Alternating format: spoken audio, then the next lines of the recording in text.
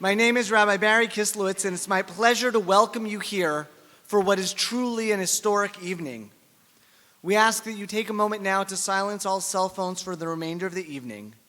And we'd like to begin our evening by offering you a glimpse into what happens each day in the life of our school.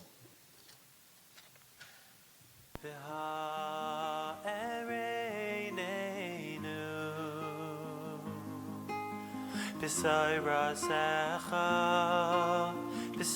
rasecha, v'dabek libeinu,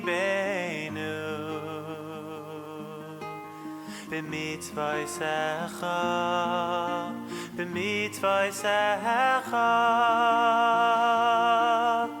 v'ha'ereineinu,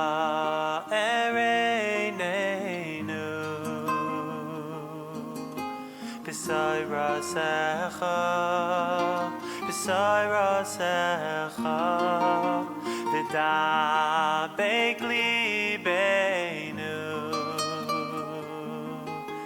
b'mitzvaysecha, v'yached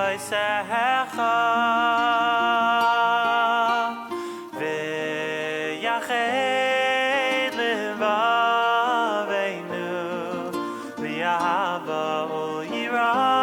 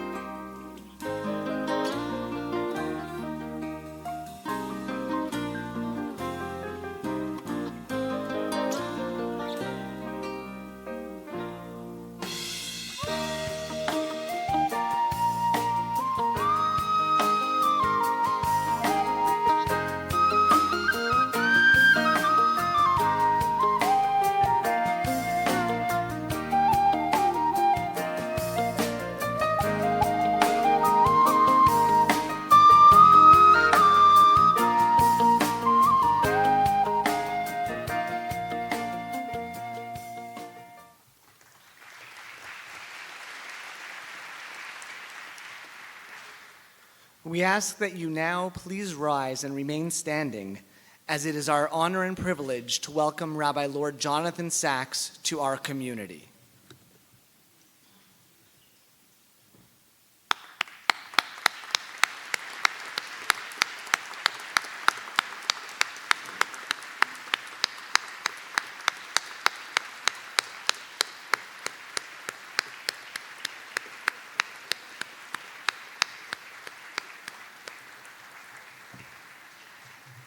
Please remain standing for another moment as we sing the American and Israeli national anthems, led by our students Daniel and Jacob Chick, together with their father Yehuda.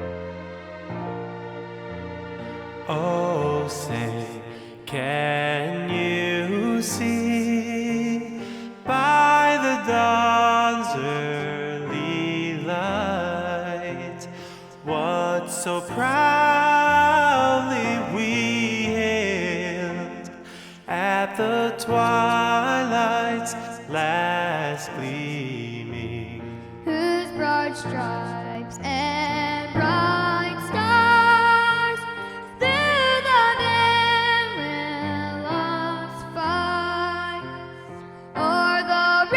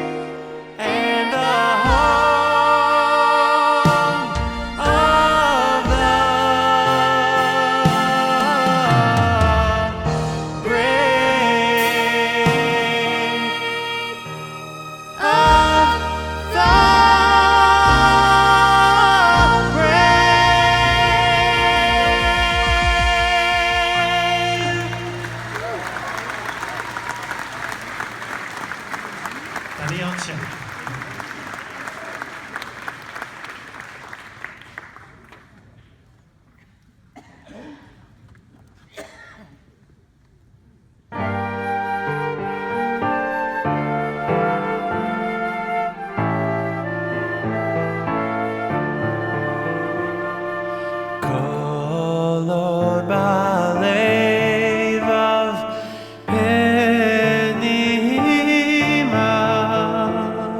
נפש יהודי הומייה ופתי מזרח קדימה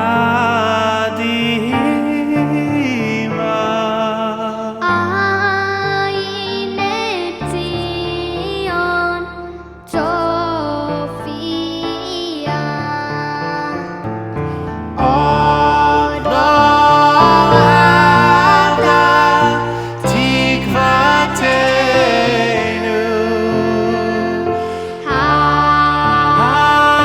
התקווה בת שנות 2000 להיות החופשי בארצנו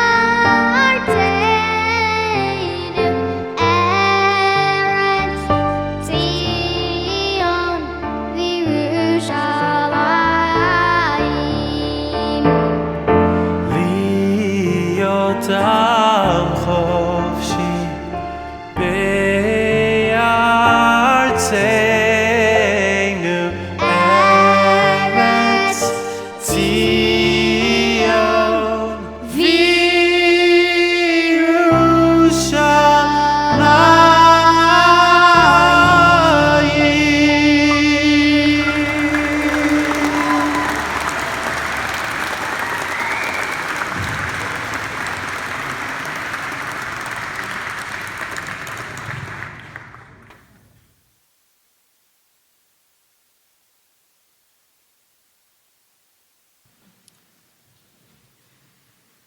Thank you very much. That was truly an inspirational way to begin this evening's program.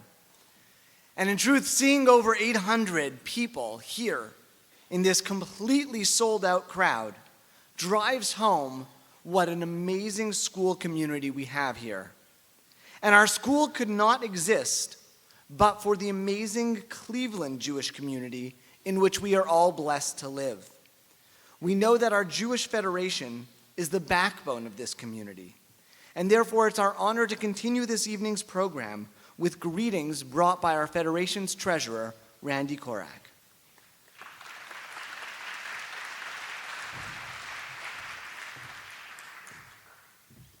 Good evening. Wow, what a crowd. This is pretty extraordinary. I was reading on the program that you all have that this is the fifth gala, right? And I was just talking with Danielle, and I was remembering back that this is the third gala that I've now made remarks at, and that's, for me, quite exciting, and to see this crowd tonight, it's really special. Last one I was here for was when Ambassador Dermer was here, and I think it was nearly the same crowd, not quite as large as this one, but an extraordinary event. So congratulations on this history. I'm a little disappointed. I was told there'd be a teleprompter, but no teleprompter. I do have a few notes, and I apologize for it. I'll be brief, knowing that I'm far from the main attraction. So I am Randy Korak, and I'm here representing the Jewish Federation of Cleveland. I'm thrilled to represent the Board of Trustees in making these remarks.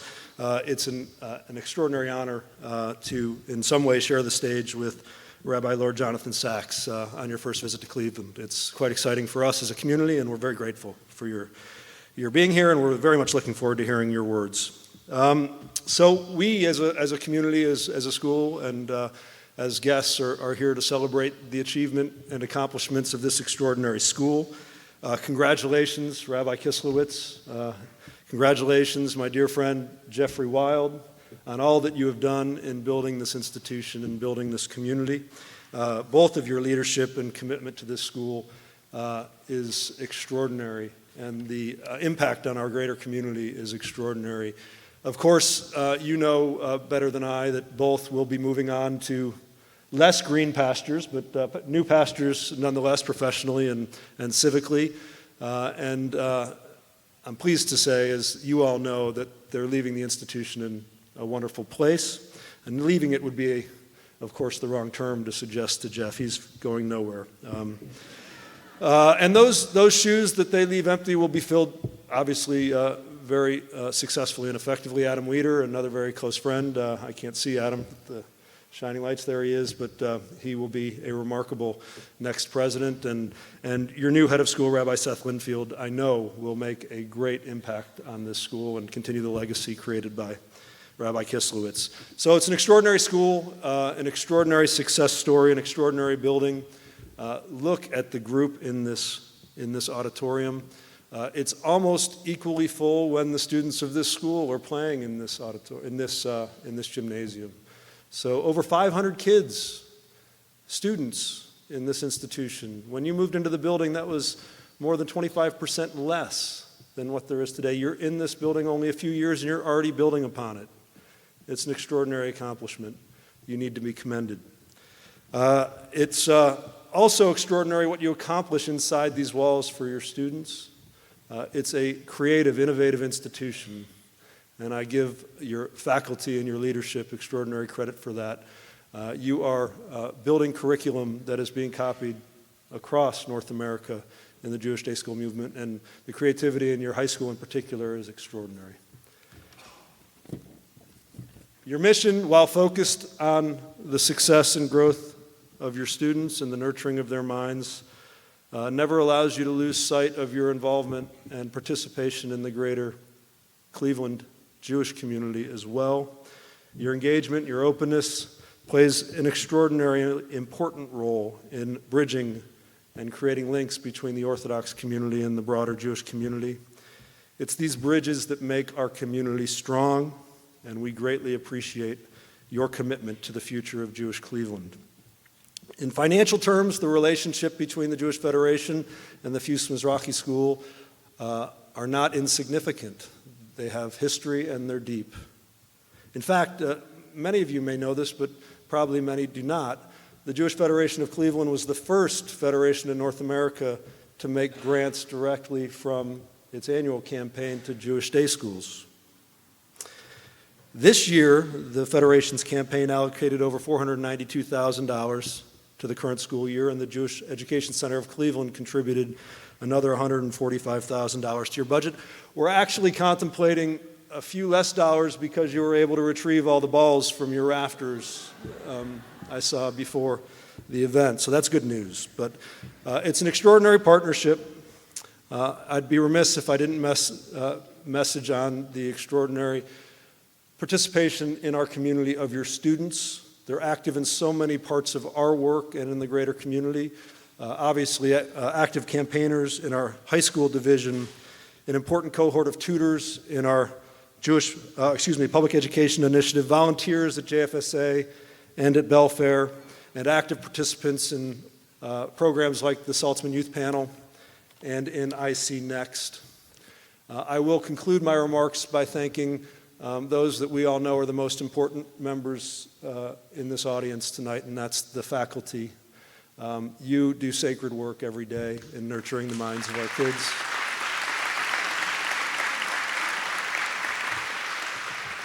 Kol hakavod, and thank you very much. Enjoy the evening.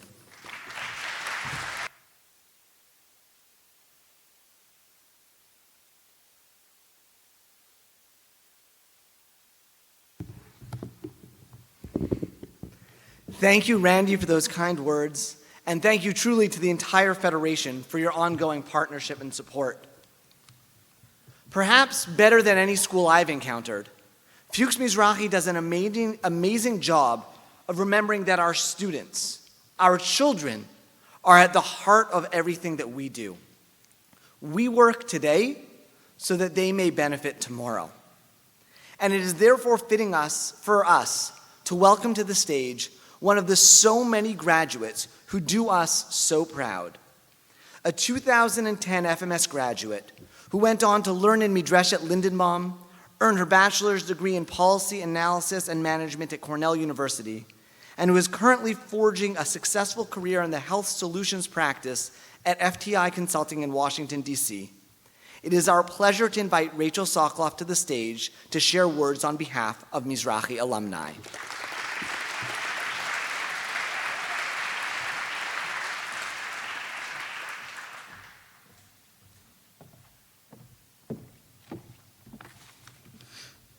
Imagine, 6 years ago, I had the honor of speaking at my high school graduation. I opened that speech by asking the audience to imagine 16th century Italy and the commission of Michelangelo's David. Like the David, we had been crafted and sculpted by our parents, Mizrachi educators, friends, and community. I asked those gathered to imagine the people we would become, the lives we would lead, the impact we would have.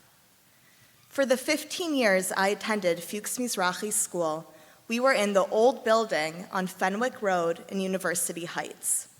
It was a place where making it up to the second floor for middle school and up the slight incline to attend high school were our dreams as preschool and elementary students. Little did this dreaming child know, all of my senior year classes would be held in 2 trailers parked behind the school where classes went on despite all of Cleveland's unpredictable weather. The physical challenges the school faced have clearly been replaced with this beautiful building. But one immutable aspect is the sense of community that permeates and transcends the physical walls of the school. And because of this supportive community, from the first day, each and every student walks through the front doors of Fuchs Mizrachi School, the confidence that is instilled in each student stays with them for years after they walk out of those same doors, donning their graduation cap and gown. After graduating from Mizrachi in 2010, I carried in my virtual Mizrachi toolbox the midot, values, and education I received over the years as I commenced with the next steps of my journey.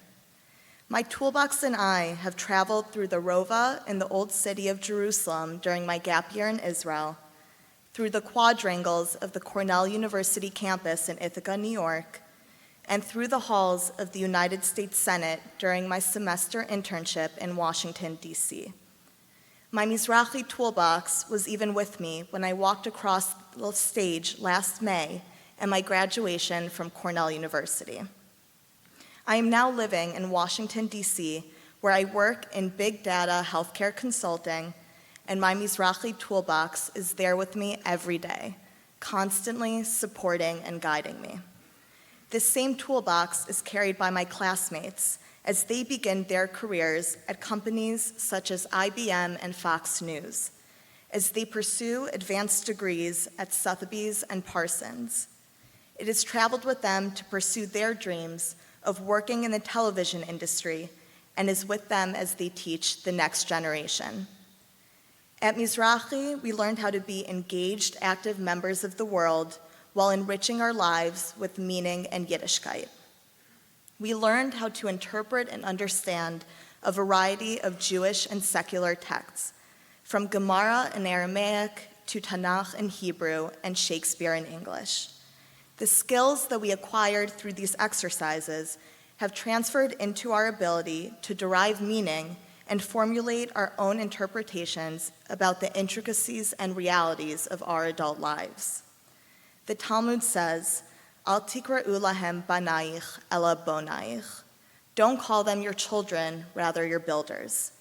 The skills and education we acquired through our years spent learning and growing at this school and in this community have given us the tools and solid foundation to go out in the world and build, to continually build ourselves, our schools, and our communities. While this is an insight into my personal experiences and achievements, just imagine what can be achieved by the collective Fuchs Mizrachi School community, the educators, parents, alumni, and current students. Imagine the people we will become, the lives we will lead, the impact we will have. Imagine, just imagine.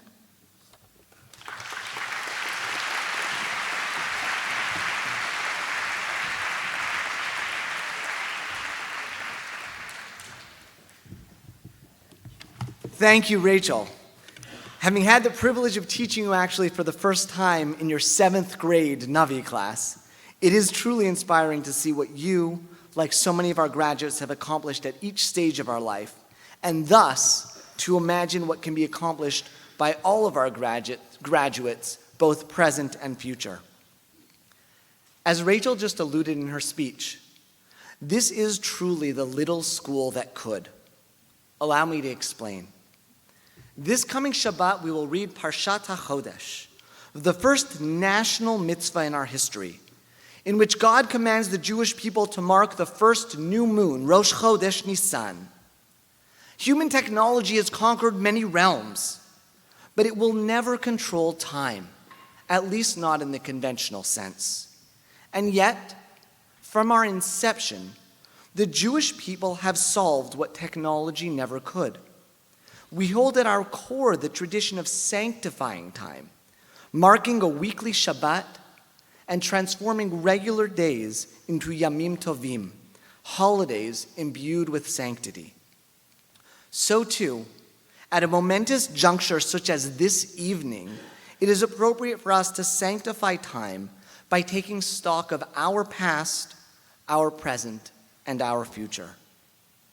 6 years ago, our school was concluding its time in a less than completely functional building, with high school classes, as Rachel noted, held in trailers, and an early childhood program that had to be moved off campus. 5 years ago, with the help of visionary leaders and generous donors, we reunited in this amazing facility and the heart of our community campus. The 400 students who walked in the door that first fall day were astounded by the new possibilities that this building represented. Over the past 5 years, we have been privileged to see so many of these possibilities come to fruition. From those 400 students in 2011, we have grown to over 500 students today, necessitating an expansion project this past summer just to house our growing student population. We have seen our early childhood program grow to what is nationally recognized fame, becoming a center for cutting-edge practice in Cleveland, hosting visiting educators who travel here to learn from our work, and serving as a model and a coach for Orthodox programs across the country. Our lower school has become a completely learner-centered program in which teachers assess student progress in real time and use that data to ensure that our children are not only learning facts, but more importantly, they are developing the academic skills and the abilities which they will need for their future. Whenever our parents are offered a window into what our children are learning, whether at the Chidon or at the STEM fair that we held just a few weeks ago, we all walk away amazed and honestly somewhat embarrassed that our children often know more than we do about these subjects. During the past 2 years, we've seen our junior high and high school take paradigm-shifting steps as we become a 21st century learning environment. Rote tests have given way to authentic project-based learning, and mobile technology has been integrated meaningfully into the classrooms. Students are more deeply engaged on a daily and hourly basis, and the results continue to be just so impressive. Over 80% of our high school graduates are accepted to top 50 universities. And in a fairly typical result, our recent ACT data noted that the average score at Mizrachi ranked in the 90th percentile of national ACT scores. Our growth since our founding just over 30 years ago, and in particular since we entered this facility, has been astounding. And this growth shows no signs of slowing in the future. We are a school committed to Torah, to Israel, to learning, and to leadership. And we are a community devoted to continuing growth. We know that to serve our children, our school must always be better next year than the last, and our faculty and lay leadership work tirelessly to bring this ambitious dream to fruition. Before we proceed to our keynote address, let us take a moment now to acknowledge those who make all of this possible. Our Board of Trustees, led by the Executive Committee, and in particular our President, Jeff Wild, for guiding our school's path each day. I must also single out in particular Judy and Maury Weiss, who together with their entire family are stalwart supporters and whose personal efforts, beginning almost 2 years ago, were vital in enabling us to have the unique privilege of this evening's event.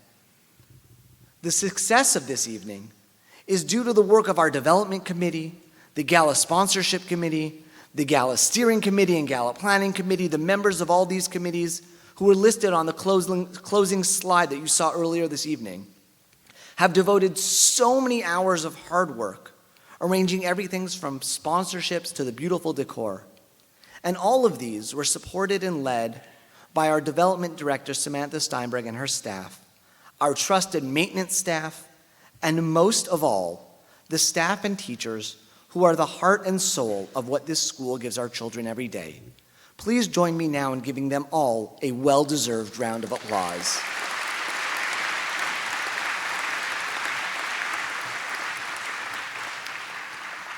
It is fitting for me now to invite one of our most dedicated lay leaders to make the final introductions of our featured speaker. She has served in the full range of Mizrachi roles without any fanfare. A longtime dedicated parent, board member, parent council chair, and volunteer who is happy to do anything from hosting barbecues, hosting 7th grade Mishmar, Sudash Lishit in her home, to airport pickups, video coordination, and event planning large or small. She has in fact just returned from seeing her own son off as he actualizes one of our school's ideals by serving in the IDF. It is our honor to welcome Hildy Weiss to the stage to introduce our keynote speaker.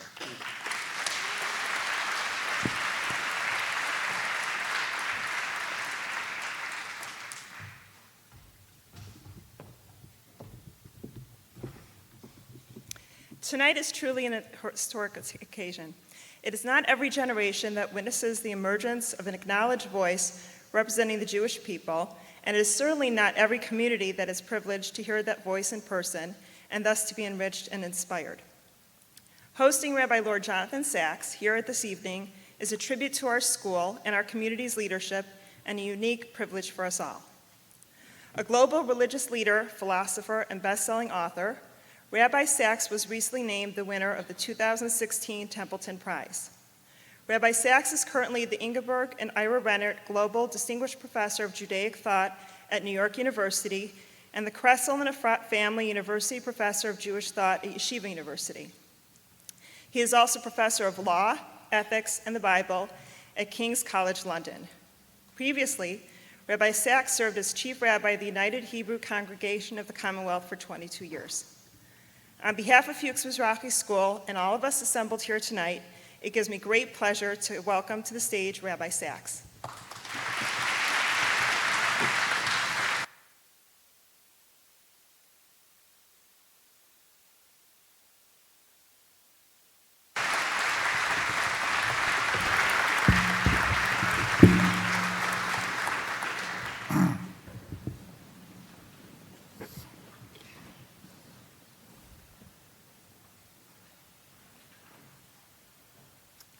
Hildy, Rabbanim, beloved friends, I have only one word for the sight that is in front of me right now.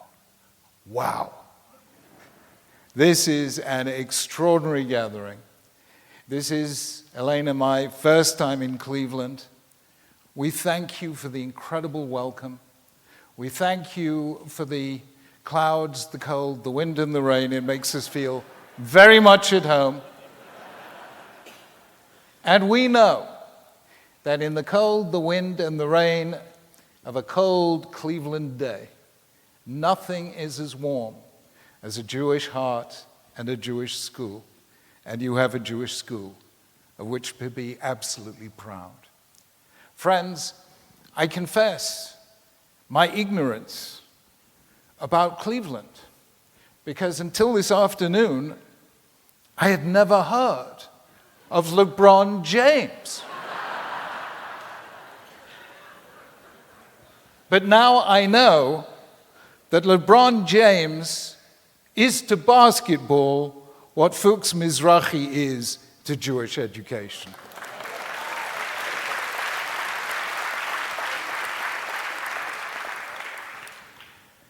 Friends, from those small beginnings in those trailers, you have built a great and truly outstanding school.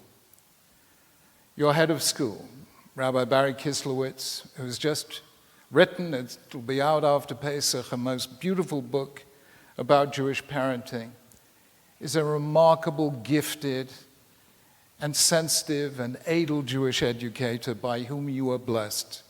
And around him is an outstanding team of educators.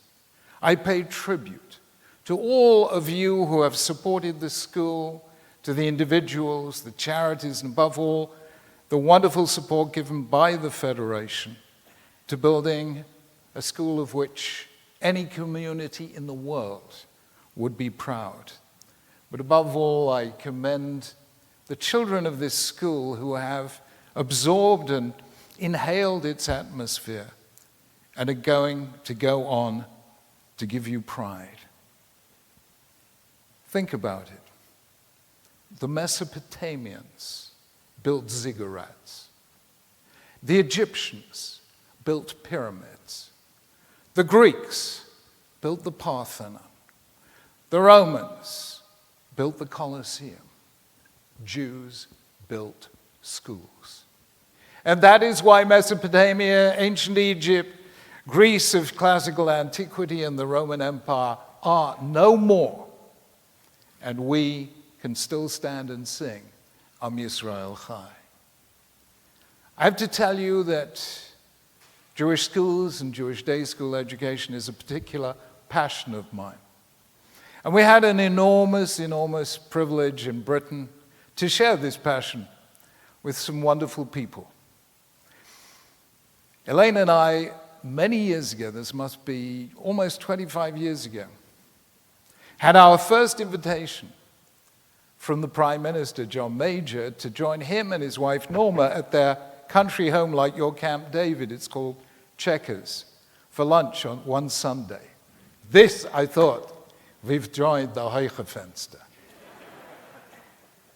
The next day, an invitation came in to participate at a gathering the same time, the same day, but it was to open a new Jewish school. Not one of our Jewish schools, but it was a new Jewish school, and they asked me to come and open the school. So I was debating which takes precedence, lunch with the Prime Minister or opening a new Jewish school. So I said, let's bring a book, let's open a sefer, let's see. And we open it, and it says, Havim ispalel b'shlomo shel malchus, shel mole mora'ah ish et re'ehu chaim bela'o. Always be supportive of the government, because without it, we would eat one another alive, so you've got to support the government. But then we turned a page and we read, Kol ir, she'ein bo tinokot shel beit rabban machrinin oto. Any Jewish community that doesn't have a Jewish day school is to be excommunicated. She'ein ha'olam mitkayem ela behevel piv shel tinokot shel beit rabban. Because the universe only exists in virtue of the sound of Jewish children at their studies. So in a toss-up between maintaining society and maintaining the universe wins. So we said to the Prime Minister, thank you very much, but forgive us, we have a Jewish school to open. Our reward was, a couple of years later, at a Jewish fundraising event, I had the privilege of sitting while the Prime Minister, John Major, gave a lecture to the then Prime Minister of Israel, Shimon Peres, on the importance of Jewish day schools. And it was wonderful to see how he and Tony Blair and Gordon Brown and David Cameron shept such nachas from our schools. And I want the world to know especially the whole of American Jewry, to know how right Cleveland has been to invest in great Jewish day schools. You know, this is a thing that can change a Jewish community. When I became chief rabbi, we had 25% of Jewish children at Jewish day schools. When I left, we had 70%. The end result was that a community that had been numerically declining year on year for 60 years, from 1945 to 2005, has today, for the last 10 years, been growing, a little each year. On every single index of Jewish observance, the young Anglo-Jews are more committed and more practicing than their parents, and our community is undergoing a renaissance. If you want to change the Jewish world, build a school. And this is a school that is already changing the Jewish world. I want to say that, to me, just being here in Fuchs Mizrachi is thrilling. I don't know, do you read the papers? I gave up a long time ago. Everything out there is miserable. I do accept your American presidential election, which is extremely amusing, I have to say.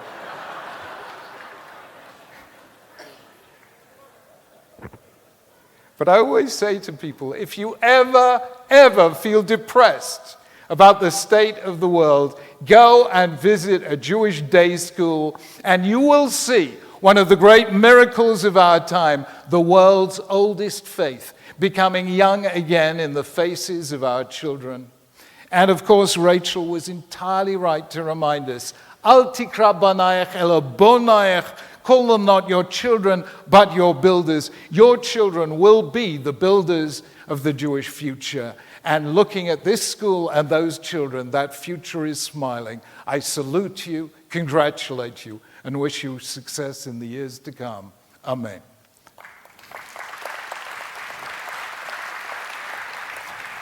Friends, I was asked to speak this evening about the subject of my latest book, Not in God's Name, and I'm going to do just that.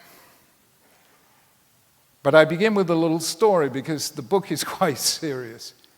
So let me begin with one of my favorite stories about two Jews sitting together having coffee in a little coffee house in Vienna in 1933.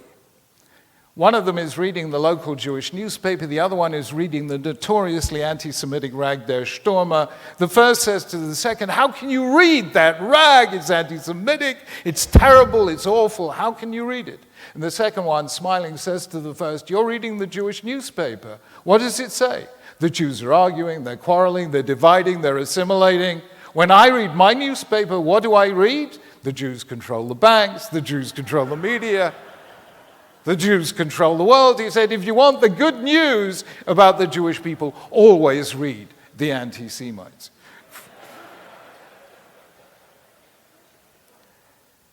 But the reason, of course, I wrote Not in God's Name is because anti-Semitism, the world's oldest hatred and the most dangerous, has become suddenly real again in our time, in country after country of Europe, and indeed even, I'm sad to say this, there is some difficult stuff taking place even on American university campuses. And it's difficult. So I begin with an autobiographical note. You see, I was born in Britain, grew up among non-Jews, became a public figure in British society, and never in my whole life did I experience a single incident of anti-Semitism. When it came to Pesach, when we were growing up, my brothers and I, we came to the passage, V'hi she'amda lavasenu v'lanu, shelo echad bilvad amad eleinu lechalosenu elo b'chol dovado. I said, that belongs to our parents' generation, that's not for us. That in every generation they rise against us. That made sense to my parents, but not to me. My father, Oliver Shalom, came from a little town in Poland called Kielce, which was not an easy town to grow up in because that was the town where they had a pogrom against Jews in 1946, a year after the end of the Holocaust. And my dad, of course, took it in good spirits. But every time we were driving somewhere and the traffic lights went red, he used to say, "Anti-Semitic traffic lights." So I used to say, that's my dad's generation, it's not mine. Until the year 2001, when our youngest daughter, who was studying at the time at the London School of Economics, attended an anti-globalization rally, which quickly turned into a tirade, first against America, then against Israel, and then against Jews. And she came back, and she's a very, very strong young lady. But she came back with tears in her eyes. And she said, "Dad, they hate us." The novelist, Dame Rebecca West, once wrote that Jews, having seen what they have seen and known what they have known, have an unsurprisable soul.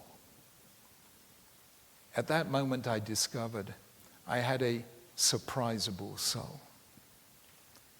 That anti-Semitism could return to Britain in the 21st century, that is something I never expected. Every single one of my contemporaries and I, who grew up after the Holocaust, were convinced that it would never be again. I was present with the British Foreign Secretary in Stockholm on January 27th, 2000, when the heads of all the nations of Europe came together in Stockholm to commit themselves to an ongoing program of Holocaust education and fighting anti-Semitism so that it really would be never again. And almost immediately after that gathering, it began to be clear that a new and terrible anti-Semitism was taking shape. I have wrestled to understand what anti-Semitism actually is. Because if you listen carefully to the history of anti-Semitism, you will discover it is not a set of beliefs, but a collection of contradictions. Jews were hated because they were poor, and because they were rich, because they were communists, and because they were capitalists, because they kept to themselves, and because they infiltrated everywhere. Voltaire hated Jews because he said they have an ancient superstitious faith. Stalin hated Jews because he said they were rootless cosmopolitans who believed in nothing. And therefore, the only way I could come to understand anti-Semitism was as a virus. And we know that just as a virus affects and infects the human body, so a certain kind of virus can infect the body politic. And of course, the body has as almost its most sophisticated mechanism a wonderful complex system for detecting and repelling viruses, and that is called the immune system. How then do viruses succeed? They succeed by mutating, by changing shape so that the immune system no longer recognizes them as harmful and sees them not as enemies but as friends. Viruses mutate. And that is absolutely what the virus of anti-Semitism has done in our time. Because it is extraordinary. The West undertook after the Holocaust the most sustained effort in the history of all human civilization to create an immune system that would guarantee that anti-Semitism would never happen again. 50 plus years of anti-racist legislation, 50 plus years of Holocaust education, 50 plus years of interfaith dialogue. And what happened? The virus mutated and became something different from and yet still of a mutation of the same ancient hatred. How, for instance, let me explain. In the Middle Ages, Jews were hated for their religion. In the 19th and 20th centuries, Jews were hated because of their race. Today, you can't hate somebody for their religion anymore, and you can't hate somebody for their race anymore. So today, Jews are hated for their nation state, for the state of Israel. As I wrote in Newsweek just a few days ago, anti-Zionism is the new anti-Semitism. Now, it is fascinating to me, having spent 10 years studying this, that although it is very easy to hate, it is very difficult indeed to justify that hatred in public. And therefore, in every generation, people have had, in order to justify anti-Semitism, to have recourse to the highest source of authority within the culture at the time. In the Middle Ages, what was the highest source of authority in the culture? It was religion. And so we had Christian anti-Judaism. In post-Enlightenment Europe, you couldn't have recourse to religion anymore. This was an age of rationalism. So what was the highest source of authority in the culture in the 19th century? The answer was science.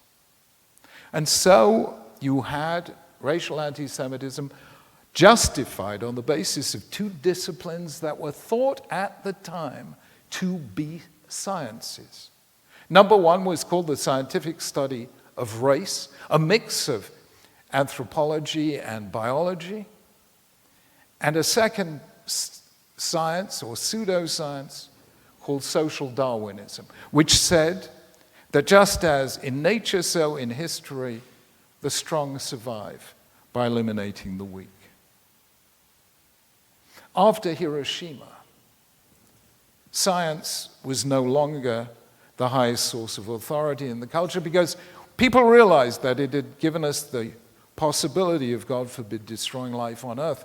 So after the Holocaust, through the United Nations Universal Declaration of 1948, the highest source of authority in the world from then until today has been human rights.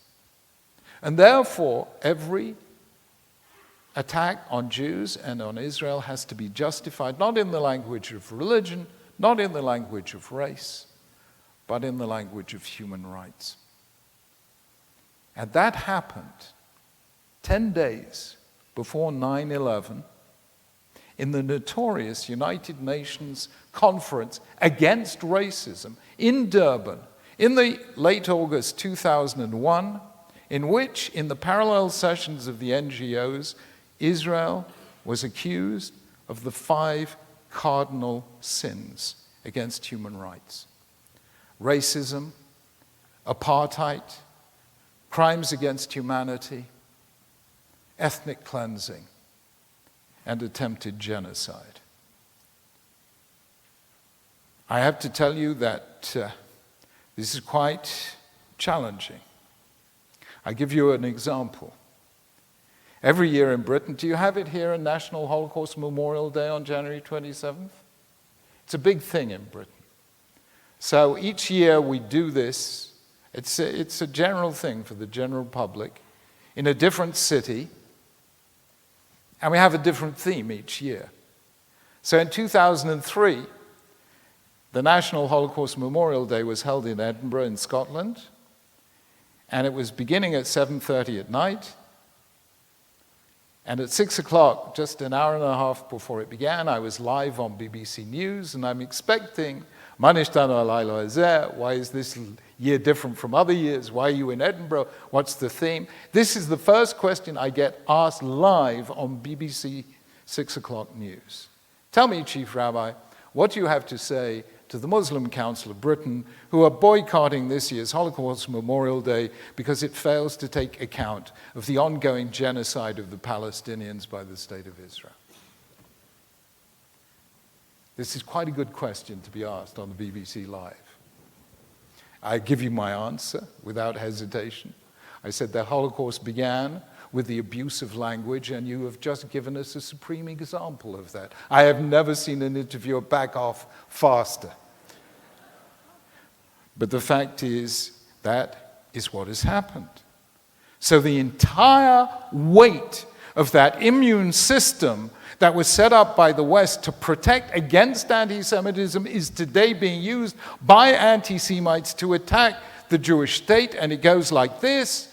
Of course, anyone today has to be against the Nazis. Everyone today has to be shocked by the Holocaust. Everyone today has to believe never again. Therefore, since the new Jews are the Palestinians, and since the new Nazis are the Jews, every thinking person has to be against the state of Israel. And that is how it is done. It is that simple to defeat the immune system of the West, and it is terrifying. It is terrifying because it is spreading amongst educated people, not only in the Middle East, but in Europe and the United Nations and university campuses against the world, around the world. Now, this is serious. I cannot begin to tell you how serious this is. Why? Because something really bad happened in the 19th century. After the 1789, the French Revolution, I know you had yours a little earlier, we've forgiven you for that by now. But after 1789 and the birth of the secular nation state, Europe of nation states, France, Germany, Austria, said to the Jews, you're emancipated. You'll become like us, you'll integrate, you'll acculturate, and there will be no more hatred of Jews. And that's what happened. In every one of those countries, Jews integrated, they acculturated, they assimilated, many of them converted, and they discovered that Europe still hated Jews. In 1879, a new word was coined, the word anti-Semitism, born only then by a German journalist called Wilhelm Marr to mark the birth of this new mutation. Jews did every single thing Europe asked of it, and still they were hated. And that culminated in the East, in the pogroms in Russia in 1881, and in the West in the Dreyfus trial in 1894. And that convinced seriously assimilated Jews, most famously Theodor Herzl, that there was no longer a place for Jews in Europe. In fact, what they concluded, and they were right, is that if there were no place for Jews in the nation states of Europe, then Jews would have to have a nation state of their own. And thus Zionism was born. And the belief was, and believe you me, we would all have believed this, that once Jews had a land of their own and a state of their own, and they became Kachol HaGoyim, like all the nations, anti-Semitism would end. That's what Herzl believed, and Hess, and Pinsker, and them all. And what happened? The state of Israel was born. Baruch Hashem, the heart and soul of our existence as Jews, wherever we are. And sadly, anti-Semitism didn't end, it just mutated into anti-Zionism. As Amos Oz said, in the 1930s, anti-Semites shouted, Jews to Palestine. In the 21st century, they say, Jews out of Palestine. He said they don't want us to be here, they don't want us to be there, they don't want us to be. And this is serious. It could not be more serious. And that is why I decided to write Not in God's Name. Because I believe the time has come to do things differently this time. You see, it seems to me that Jews in the past made a fateful fall and even fatal mistake. They thought since anti-Semitism affects Jews, it's our problem, and we must find a solution. And that is the worst mistake we can make. If we are left to fight this battle alone, it's going to be a difficult battle. I'll be very blunt with you. There are 2.4 billion Christians in the world. There are 1.6 billion Muslims in the world. And there are a few Jews, most of them, in this room this evening. If there are 13 million Jews in the world today, then do the arithmetic. For every Jew, there are 185 Christians and 123 Muslims. If we are left to fight this battle alone, we will be very vulnerable. We must not fight this battle alone. In 2003, when we were able, a group of us, to persuade the European Union under Romano Prodi to hold the first conference in Brussels of the European Union to fight anti-Semitism in May 2003, I think it was. To my horror, I discovered that in this hall of 1,000 people, 95+% of the people in the hall were Jewish. And I said, we're not going to do this again.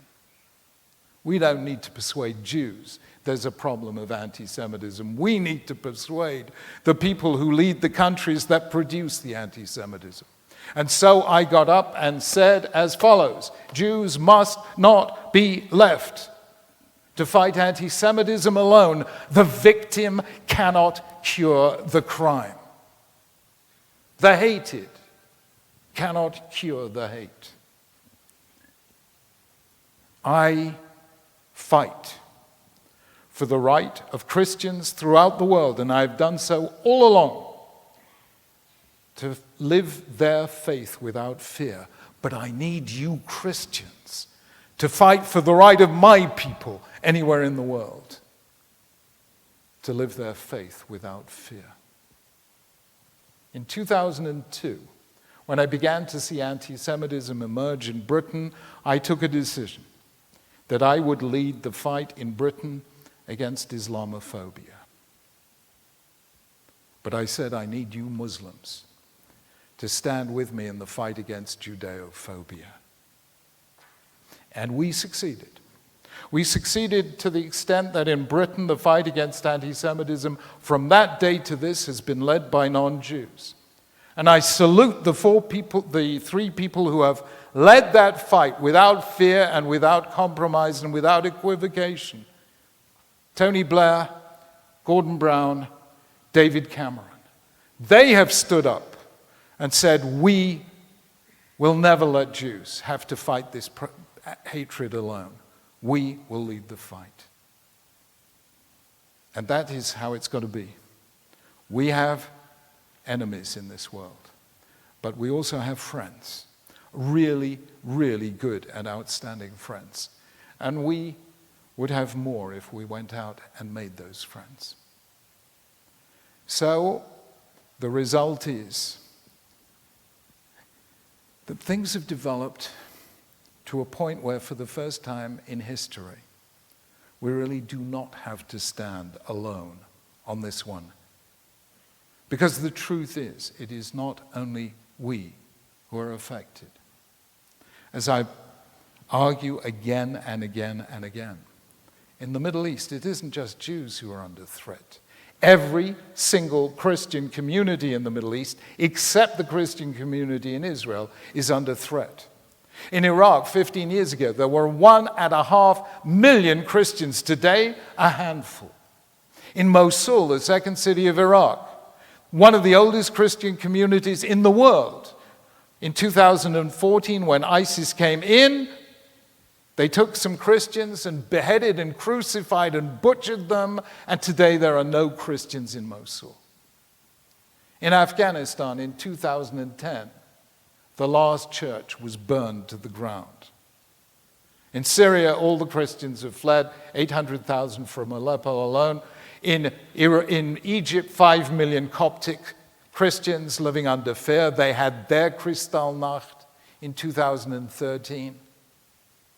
In Gaza in 2007, there was one Christian bookseller left. Hamas said, close your shop. The owner, a good Christian, did not close his shop. First they burned the shop to the ground, then they slit his throat. No more Christian books in Gaza. 100 years ago, Christians were 20% of the population of the Middle East. Today, 4%, and falling rapidly. This is the religious equivalent of ethnic cleansing of our time. And we have to stand together with Christians on this one, and not on our own.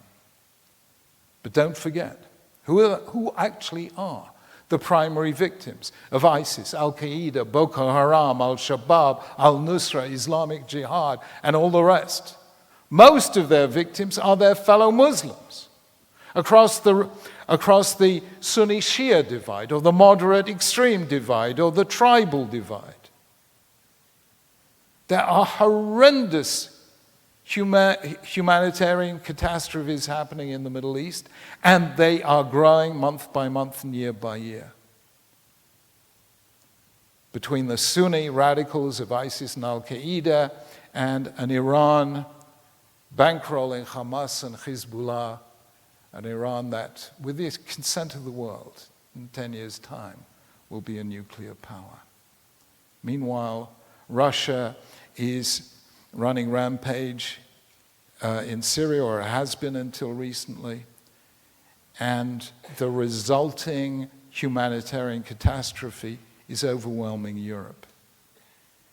And the end result is that the radicals are destabilizing one country after another in the Middle East, in Syria, in Iraq, in Libya, in Somalia, in Yemen, throughout Africa. Turkey is being destabilized. Lebanon and Jordan are on the brink.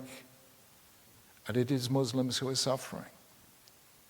So, for the first time, we can say to Christians and Muslims, let us stand together against religiously motivated hate, because only by standing together can we defeat that hate. And I have, over the past few years, I think, begun to persuade at least the leadership in Britain of a single, simple proposition. If it is not safe to be a Jew on the streets of Europe, then it is not safe to be a European on the streets of Europe. And what I've done in my book is to show that anti-Semitism is only a specific instance of a much wider phenomenon of identity between in-groups and out-groups, which hit the very roots of violence, and is capable, when they take on a religious dimension, create absolute catastrophes. So what I have really tried to show is to speak to the real believers in all three Abrahamic monotheisms, and invited them with every syllable of passion that I am capable of summoning to say, let us stand together as believers in faith, even if our faiths are different, and protest what we are witnessing today, which is people killing in the name of the God of life, waging war in the name of the God of peace, practicing hate in the name of the God of love, and cruelty in the name of the God of compassion. And I have said anyone of any real belief has to stand up in the face of this and say, not in God's name. And I believe that we can speak to the heart and souls of believers in all three faiths. And indeed, for that matter, to the other groups who are no less threatened than we are. The Hindus and the Sikhs in India, the Buddhists in Sri Lanka and Myanmar, and even the secular humanists, and say, we have to stand together in face of a danger to our very humanity. And the good news is, to my surprise, that the book has actually been taken seriously. Whenever I give a talk in Britain, the first people, or when I gave talks in America to mixed audiences, the first people who come up with a copy to be signed are the imams. Absolutely fascinating.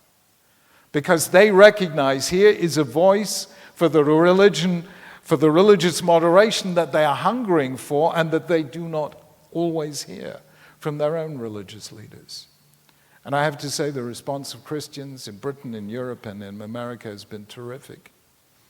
And for the first time, I really feel, given the way that the Wall Street Journal adopted the book and the New York Times and CNN, that we do have a chance of reaching out way beyond our own numbers and really standing together on this one. Friends, this really is the issue of our time. It may seem a very long way from Cleveland, but in a global age, nowhere is a long way from anywhere else. And so in the book, I've sounded the warning, I've given an analysis, and I've offered a solution. And I know perfectly well that books don't change the world. If you want to change the world, don't sit down and write a book. Build a school, but don't write a book.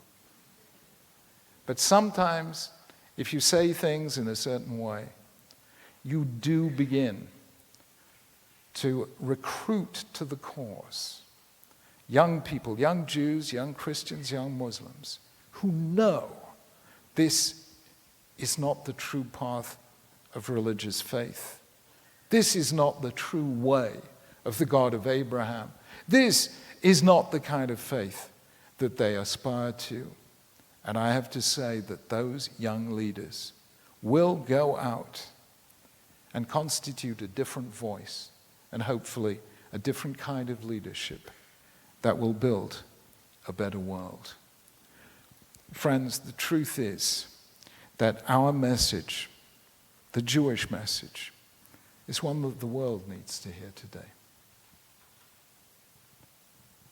Tanakh, Sefer Bereshit, tells us something very simple and very profound. It tells us that the Brit B'nai Noach preceded the Brit Avraham and the Brit Sinai. God made a covenant with all humanity after the flood, before he made a covenant with Abraham, and before he made a covenant with Moses and the children of Israel. Why? To teach us that our common humanity precedes our religious differences. And we are the people who always taught this to the world.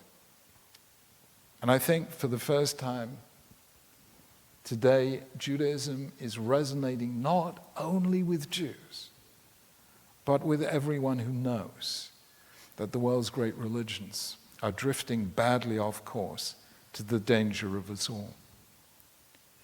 Friends, we're coming near to Pesach. We're coming near to all the problems, all the challenges of koshering for Pesach. You know, I'm sure you know this in America because it happened in America. The first generation, the 1960s, which was the first generation in which lots and lots of women went to college. And in the 1970s, when they'd all got married and settled down, somebody made an apron with the logo, "For this, we went to college." So I gave a sermon once in shul saying we ought to have a special apron for Pesach cleaning that says, "For this, we left Egypt." Oddly enough, for the only time in my life, an apron manufacturer happened to be in the shul that day, so we have the only one. But listen to this. With all the power and passion of Pesach, for all the lechem oni, the bread of affliction, for all the mara, the taste of bitterness. Do you know what Moshe Rabbeinu said to the next generation at the end of his life? I think it's one of the most remarkable lines in the whole of Chumash. Listen to the words he said. He said, "Lo tita'ev Mitzri, ki ger hayita be'artzo." In Devarim chapter 23, don't hate an Egyptian because you were strangers in his land. There were strangers in his land. Did they put us up in the Cairo Hilton? For this, we shouldn't hate them. And yet Moshe Rabbeinu insists, Lo titayev mitzri ki ge hayita ba'atzo. Why? And I suddenly realized, because if the Israelites continued to hate the Egyptians because of what happened all those years ago, then Moshe Rabbeinu would have taken the Israelites out of Egypt, but he would not have taken Egypt out of the Israelites. They would still be slaves, not physically, but slaves emotionally. They would still be slaves to the past. Moshe Rabbeinu was telling the next generation the single most powerful truth ever said. And here it is. If you want to be free, you have to let go of hate. That is the only way you will ever build a society of freedom. When schools in too many parts of the world, in too many parts of the Middle East, are teaching young children to hate, we have to stand up and say, come to our schools. Come to Fuchs Mizrachi in Cleveland. Come and see what we are teaching our children. We are teaching our children to love and not to hate, to build and not destroy, to heal and not to harm. We are teaching our children the way of Avram Avinu. Be true to your faith and a blessing to others, regardless of their faith. And the time has come for that Jewish message to go out from Cleveland, from the Jewish communities to the world. Friends, this is a terrific moment. It's a moment to hold strong and to stand together. And I will just tell you two things that completely formed my attitude as to what we should do when we ever encounter this kind of hostility. Do you remember there was a time when people didn't wear yarmulkes in the street? Do you remember this? Especially in England. Somebody once said Jewish identity in England was incognito ergo sum. Philosophers in the audience will understand that. You need a PhD to understand some of my jokes. We didn't wear yarmulkes, not until the Six-Day War. And I remember as a kid, I was coming from shul one Shabbos, walking back with my dad, Olav Shalom, and I was wearing my yarmulke. And a very, very sweet man from the Kehillah saw that I was still wearing my yarmulke, and he ran up to my dad, Olav Shalom, and said, Mr. Sacks, I hate to remind you, but your son is wearing his yarmulke in the street. And my dad turned around and said, no son of mine will ever be ashamed to be a Jew and wear that identity in public with pride. My dad left school at the age of 14, but that's how his son became a chief rabbi. Friends, there's a story I tell in one of my books, and it's a very powerful story. When Russia began to open up, when there was glasnost and perestroika, Jews for the first time were free to practice their Judaism in public. But what is less known is non-Jews felt free to be anti-Semitic in public, which they never were during the real years of communist rule. And one of our rabbis, a very frum Rav with a kapota and a big long beard and a Hasidic hat, went out to Moscow in the late 80s to help Soviet Jewry reconstruct itself.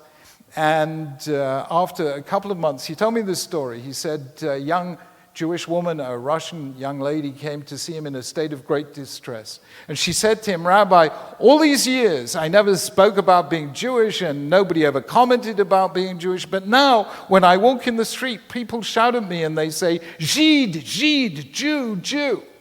And the rabbi thought for a moment and he said, you know, by the way I'm dressed with my long black coat, my long black hat, my long black beard, they probably don't think I'm an Episcopalian. And yet, nobody has ever shouted, Žid, Žid, to me. Why do you think that is? And the young lady thought, and then she replied. And her answer was extraordinary, and it was true. She said, they shouted at me because they know I will take that as an insult. They don't shout it at you because they know you will take that as a compliment. The best way we fight anti-Semitism is to stand tall as Jews and wear identity with pride. And then we defeat the anti-Semites. Friends, I have spoken today about a very serious issue, but I'm absolutely confident that we will fight this battle and we will win. Because too much is at stake for too many people. The truth is, anti-Semitism never really was about Jews. The hate that begins with Jews never ends with Jews. It wasn't Hitler alone. It wasn't Jews alone who suffered under Hitler. It wasn't Jews alone who suffered under Stalin. And it will not be Jews alone who suffer under ISIS. What ultimately is anti-Semitism? We heard it in the Megillah just a few weeks ago when Haman said to Achashverosh, Yeshno am echad mefuzam furad ben oamim v'datehem shonot mekolam. There's certain people who are different from others. Jews were hated because they were different. It was dislike of the unlike. For 1,000 years, we were the most conspicuous non-Christians in a Christian Europe. Today, Israel is the most conspicuous non-Muslim state in a Muslim Middle East. Jews were hated because they were different. But the truth is we are all different. Every one of us, even genetically identical twins, are different in many respects. Our difference is what makes us unique, what makes us irreplaceable, what makes life holy. Our difference is what made the rabbis say, Nefesh achat ka'olam malay, every life is like a universe. Therefore, any country or region that has no room for Jews has no room for humanity. And we must stand together in defense of humanity, and we will win. Friends, the Jewish people, when it acts together, and when it has siyata dishmaya, has never been defeated at anything it ever undertook. And we will not be defeated by this either. But I end because maschil bignus u'matzayim b'shevach, always end on a positive note. I end with one of my favorite of all stories, which proves that however impossible a problem is, if Jews sit down and think about it, there's a solution. This story is set in 1947, when relations between the British mandatory power in the Middle East and the Haganah were not great. And Chaim, a young man who was running guns for Haganah, finds himself caught by the British and imprisoned in the British military prison in Akko. There he receives a letter from his wife from their moshav in the north, and she writes, Chaim, it's all very well for you to go and be a hero for the Jewish people, but meanwhile, we have a farm to run, and the ground needs plowing, and I need to plant potatoes. How am I supposed to do it on my own? Chaim, what am I supposed to do? The next morning, Chaim writes a letter to his wife, Dear Chenia, whatever you do, don't touch the ground. There are rifles buried underneath. The letter is intercepted by the British military authorities.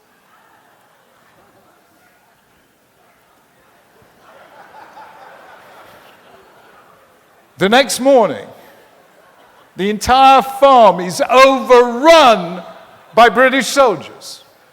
They dig up every single inch of ground. They fail to find a single rifle. Disconsolate, they return to base. The next morning, Chaim writes, Dear Chenia, now plant potatoes. Thank you very much.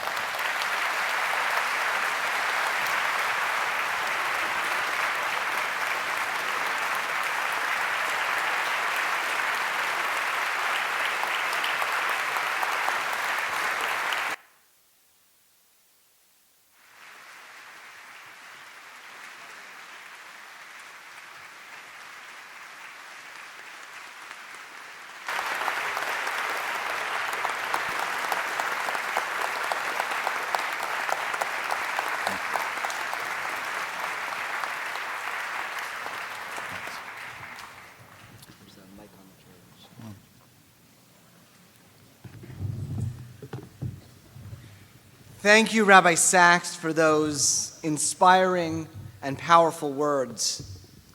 We had billed this evening as an historic event, and you most certainly not only met, but quite clearly surpassed our expectations. We're not letting you off the stage just yet, but at least we will allow you to sit for the next portion of the program. This community believes deeply in engagement, and so we want to engage Rabbi Sacks with our own questions in addition to his overall address. To represent the community, we could think of no one more appropriate than our Board of Trustees President, Jeffrey Wild. As many of you know, Jeff has dedicated himself to this school for so many years, serving innumerable board roles and offering his professional expertise on legal matters, including the complex transactions which enabled us to found this facility and at the same time begin to build our endowment. For the last 3 years as our president, Jeff has spent literally night and day leading our board, providing the vision for amazing events such as this evening's, and both inspiring and supporting us as our school as a whole achieves greater and greater heights. It's our honor now to ask Jeff, as a representative of our community, to engage with Rabbi Sacks in sharing some of our community and truly our people's most poignant and important questions. Thank you, Rabbi Kislowitz. Thank you, Rabbi.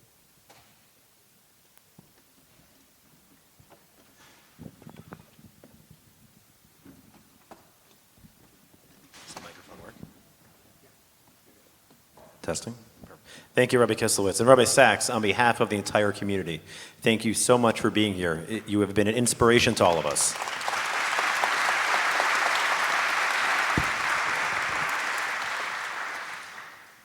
While so many people in this room have learned so much from your writings, to have you here in front of us delivering the important message that you delivered is so meaningful. So thank you. Thank you. A note to the audience, as many people know, we've asked the audience to submit questions that they wanted to ask of Rabbi Sacks. Unfortunately, or I should say fortunately, the response was so great that we had to make some tough choices, and we couldn't choose, obviously, every question that was submitted. We've done our best, so my apologies to people in the audience that submitted a question that I unfortunately did not get a chance to get to this evening. So starting with the first question, Rabbi Sacks, you're widely regarded as the leading moral and religious voice in our generation. What would you suggest are the most important messages we can impart to the next generation, both as parents and as educators? Look, the truth is, it's really sweet of you, and I love you dearly, but we're all Hashem's ambassadors, every single one of us. When Isaiah says, Atem Edai Ne'um Hashem, you are my witnesses, says God, he means every one of us, somehow or other, is an ambassador of the Almighty in the world, so we all count. And what would I say is the biggest message today? Very simple. I'm going to give you two messages, if I may. Number one, I've spoken about a dark element of our current situation. But the truth is that the good overwhelmingly exceeds the bad. And I want to define it. We have been around for a long time, twice as long as Christianity, 3 times as long as Islam. And in all those 40 centuries, we've lived under good conditions and bad. We've been scattered to every country in the world. Never before, in all those 4,000 years, have we had 2 things simultaneously: sovereignty and independence in the land of Israel, freedom and equality in the diaspora. So in us, all the prayers of our Bubbas and Zaydas and their Bubbas and Zaydas have been fulfilled. So now is what I want to say to young Jews is, we never had a moment like this. Go out there and be a living ambassador for HaKadosh Baruch Hu. It is no accident that out of all proportion to our numbers, Jews are to be found among doctors healing sickness, lawyers fighting injustice, teachers and academics fighting ignorance, economists fighting poverty, or therapists fighting depression and despair. So whatever we do, let us take our Yiddishkeit out there into the world and be a Kiddush Hashem. That's the first thing. The second thing is very personal to me. I explained to you my dad, Oliver John, came over to Britain as a refugee and had to leave school at the age of 14 and never really had a proper education, Hebrew or secular. And people used to say to my dad, because I have 3 brothers, we always took the Arba Banim, the 4 sons of the Haggadah, rather seriously. But in our case, they were all Chachamim. I'm the eldest of the 4, and each of my 3 kid brothers took it on themselves to do better than the one before, so I'm the Dumbo of the family. But somebody once said to my dad, Mr. Sacks, how come you had 4 such, bright kids? And my father said, well, simple, it was their mother. And I used to say he's half right, But there was one thing he said to me, and I share with you, because it made such an impression on a 5-year-old child, which was how old I was at the time. I remember walking back from shul one Shabbos with my dad, and I asked him why we did something in shul. And he turned to me and he gave me this answer. He said, Jonathan, I never had an education, so I can't answer your question. Your questions. But one day you will have the education I never had. And when that happens, you will teach me the answers to those questions. I think that was the biggest gift any parent could ever give a child. To allow our children to go beyond us in their Yiddishkeit and then to take us with them. So I say to all the parents in this room, let your children be your teachers, and you will see remarkable things from your children.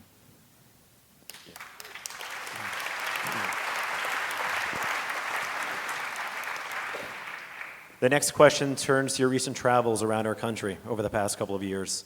As a visitor to the American Jewish community, can you please share some of your thoughts and impressions? What have you encountered in your visits to New York and other Jewish communities across North America, and what can you share with this audience? Besides the political election.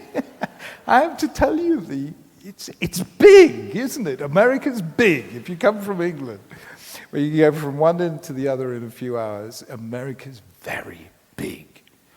What's more, you have 20 times as many Jews as we have in Britain. And what's more, this is a country of many different ethnicities. So Jews sort of, they're woven into the fabric of public life much more. So you have fabulous schools, fabulous shuls. I think something miraculous has happened in American Jewry, and you will know this from the Pew Report. And I want you to just listen once more to this statistic from the Pew Report. The retention rate in Orthodoxy 2 generations ago was 22%. Today, it's way up in the 85%. So Orthodoxy in America has come of age and has generated generations of educated young Jews who are going to be the dominant presence in the American Jewish community 25 years from now. So I would say what you have achieved here is incredible.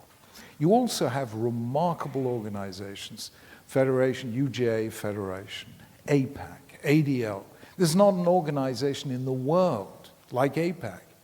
18,000 people attended this year. To get 18,000 Jews to do one thing together, forget it, I can't get 6 of them to do one thing together. So it's a terrific, terrific community. But I would say just one thing. You need more role models out there. Positive role models of what it is to be proud as a Jew. I give you a tiny little example, if I may. We have an Anglo-Jew called Robert Winston, Lord Winston. He was Britain's leading fertility specialist. He was a pioneer in vitro fertilization. He's one of Britain's best-known broadcasters. He does award-winning series on medicine, on the human body, on aging, and now even on culture and the arts. But he's a proud Jew, wears a yarmulke and is a Shomer Shabbos. And I remember one moment in one of his early television series called The Human Body, and he comes to the program on the mind, and he talks for 45 minutes on the BBC, primetime television, about the human body and the human mind and the human brain. And then he says, all this is about the brain and the mind, but there's also something that I call the soul. And suddenly it's Robert Winston no longer in his lab wearing his lab coat. It's Robert Winston in shul leaning from a Sefer Torah. And the impact of that is simply vast. So I would say the one thing I miss in American Jewry is those positive role models of people in public life who make it absolutely clear that Yiddishkeit means something to them. And here let me salute a figure like Senator Joe Lieberman, who was not only a wonderful politician and a hugely impressive mensch, but wrote the most lovely book about Shabbos just recently, and when they interviewed him, when he was still on Capitol Hill, he explained how every Friday he bought his wife a bouquet of flowers. And they said, "Oh, you are the most romantic senator of all." And he said to me, "But I was only just keeping Shabbos." So I think, Jews have overachieved in almost every field in American life. But I'd love now to see some of those iconic Jewish figures, whether they're Sergey Brin of Google or Mark Zuckerberg or whoever, out there saying, I also have a Jewish soul, not just a Jewish mind. As you know by now, our school characterizes itself as a religious Zionist modern Orthodox community. You obviously talked tonight about a major existential threat to the Jewish community in general. But what do you see as one of the most important challenges currently facing our community in particular? Which community? Cleveland. The religious Zionist modern Orthodox community. Guys, everyone's very sweet and calls me modern Orthodox. Forgive me, I never use that phrase. Let me explain why. If you are a modern Orthodox Jew, you have just defined yourself as a minority of a minority of a minority. Work this out. In America, Jews are a minority. Among Jews, Orthodox Jews are a minority. Among Orthodox Jews, modern Orthodox Jews are a minority. So what did I do in Britain? I said, I am the Jewish voice in the conversation of humankind. And that way, I suddenly became part of the majority. And I'll tell you something very simple. When I started broadcasting, which I did a great deal of, and sharing Jewish thought, sharing Torah with a public, 99.5% of which was not Jewish, they loved it. You know why they love Torah, non-Jews? Because we don't try and convert anyone. And because I don't ask them why weren't they in church on Sunday.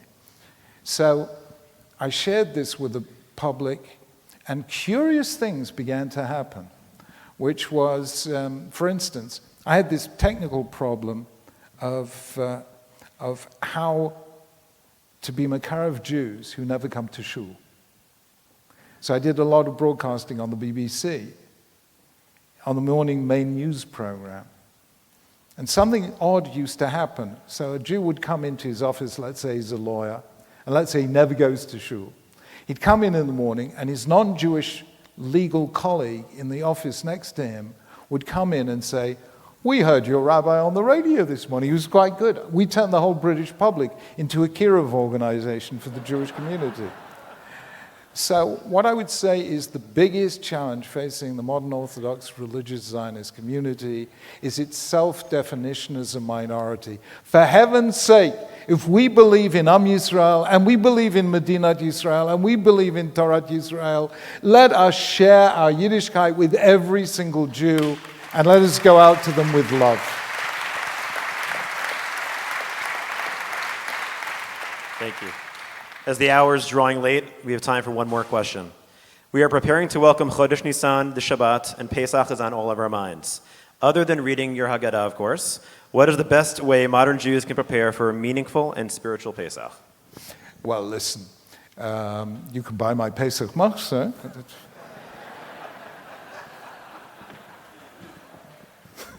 I wouldn't say that, but it won the American Jewish Book of the Year award, so... You know, I haven't read it. I only write these books. I never read them. But I just want you to know, that what we take for granted, we simply shouldn't take for granted. And that is that the Seder cannot begin until a Jewish child has asked the Jewish questions. Do you know how unusual, how unique that is?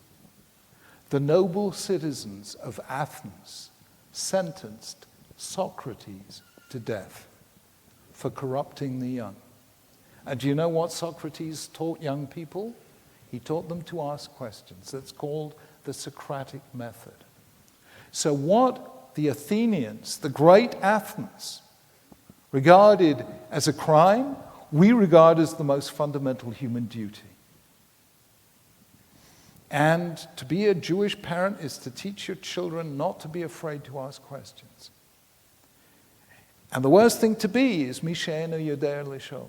You can't ask, you have no questions to ask. And if a child has no questions to ask, ad patach lo. You encourage them to ask questions. This is unique. We had in Britain 15 years ago a major parliamentary scandal. It was called the Cash for Questions scandal. It turned out the big corporations were paying members of parliament to ask questions of the government at question time. I said that is the difference between being English and being Jewish. If you're English, somebody has to pay you to ask a question. If you're Jewish, they have to pay you not to ask a question. So I would say, if you really, really want to prepare for Pesach, make sure your kids ask you the questions that come from the heart, and be open with them. To be a Jewish parent is to say, you know, sometimes I don't know the answer to that question, but let us search for the answer together. And that is how parent and child can walk hand in hand toward a deeper knowledge of the greatest Jewish contribution to the civilization of the world, the idea of a free society built on justice, compassion, the dignity of the individual, and the sanctity of human life. And yes, we have tasted our bread of affliction, and yes, the bitter herbs still tingle on our tongue. But we have taught the world that we survived it all to drink 4 cups of wine of freedom. So the best thing I can say to you is encourage your children to ask deep questions and then take those questions seriously and learn together with your children the answer to that question. And let me just end with a little story which you'd share on Pesach. And it's one of the great moments of my life because, you know, the greatest, why do we do all we do? The truth is, we do it to give a little nachas to our parents because we know how much they gave to us. And I owed so much to my late parents who may not have known all that much, but made it very clear to us, their 4 boys, how much they loved Yiddishkeit. They were Ashrei Yoshvei Veisecha. You know, when they were sitting in shul, they were happy. They walked tall as Jews, and that was the biggest lesson they could have taught us. So the biggest zechut I ever had was in 2005 when Her Majesty gave me a knighthood. And when you get a knighthood, I was able to take not only Elaine, I mean, my first reaction to the knighthood was I was glad to have Her Majesty's confirmation of something I've known for a very long time, that I married a lady. But I was actually able to take my mum, Alaa Shalom, to Buckingham Palace to meet the Queen. And that was serious nachas, I have to tell you. Me, she wasn't sure about, just made sure I put on some clean socks, but otherwise, to meet Her Majesty, this was something. And of course, there was a little diplomatic moment which we had actually looked into, we discussed 3 or 4 weeks earlier, because you know when Her Majesty knights you, you have to kneel. And Jews don't kneel. There's only one person to whom we kneel, and that's HaKadosh Baruch Hu, nothing less. You remember what it says in Om Purim, U'mordechai lo yishtachavev lo yichra. So Jews don't kneel. So we had to sit and work out a diplomatic formula with Buckingham Palace as to what to do. So they made me a little stand, so that when it came for me to receive my knighthood from the Queen, I was able to support myself on this stand and lean about 20 degrees from the perpendicular without actually kneeling. And it was a wonderful thing, and it was very beautiful. But the Queen wasn't used to this kind of thing. And I could see her turn to Prince Philip, and that was when she said the immortal words, "Why is this night different from all other nights?"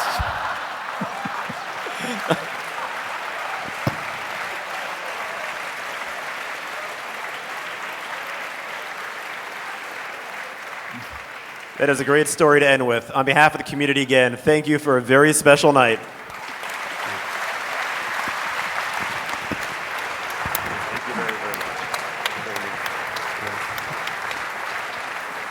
You're great.